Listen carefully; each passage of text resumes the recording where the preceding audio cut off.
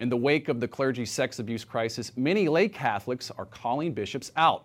Matthew Schmitz, senior editor of First Things, recently wrote, "Upholding Catholic teaching on paper, but not in reality, has led to widespread corruption and contempt for authority.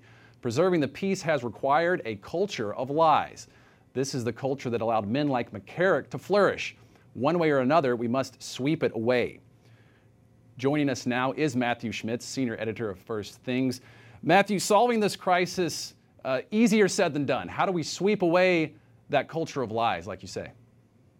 So the first thing to do, as many lay people and clergy have suggested, is to have a full forensic investigation of the McCarrick case, extending out from not just the Archdiocese of Washington, but out from America, because there would be connections to this case internationally. There are things that have been related to it in Rome. Some of our bishops have already called for that, and we need to have this investigation occur. What would that mean concretely? Ultimately, authority rests with the Pope, so he'll have to authorize it. It should have a papal legate who's able to do a canonical investigation with the help of competent lay people, detectives, forensic accountants, attorneys, people who are able to subpoena documents and depose witnesses. And meanwhile, Chile is having a crisis of its own.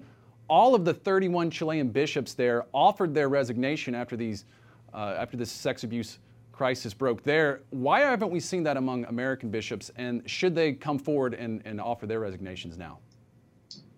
I'm somewhat resistant to the idea of having all the bishops offer their resignation in a way that ends up cloaking who's concretely responsible. And I think it's important to actually bring some sunlight in here and find who's concretely responsible. Once that's known, once the sins have actually been confessed, then penances can be assigned. And maybe that should be a collective penance. Maybe the blame really extends that far, but I think it'd be premature, and it would almost be an act of cover-up to have a resignation before we really know what occurred.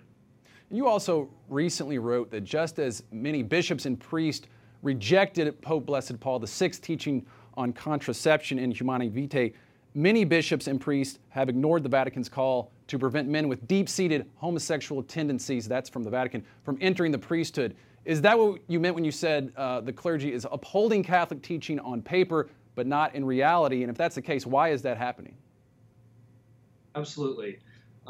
People talk about a lavender mafia in the church, and that's a reference to the reality there are many gay priests. We've seen that in terms of AIDS death rates among Catholic clergy during the AIDS crisis and other things. But it can be, sometimes this discussion can become too conspiratorial. People talk as if there's a gay cabal. The reason that this problem has taken such hold in the priesthood, I think, is a broader collapse of adherence to the Church's moral teaching among all Catholics. So that connects to issues like contraception, it connects to issues like cohabitation, connects to issues like fornication. So there's been a broad collapse in the Church of willingness to really proclaim and live by the truth of Christian teaching in the face of the sexual revolution. And turning to the laity now, what advice do you give to average lay Catholics during this moment of crisis? Well, as a lay Catholic, I myself am seeking advice. I would say that we should realize that the Pope is the resource to whom we have to turn. We should appeal to him to intervene here. He's the one who's going to be able to authorize investigations, and we, I think, really have to turn to him and make our cries heard. So I'd say that, cry out to God and also to the justly ordained authorities and ask them for redress.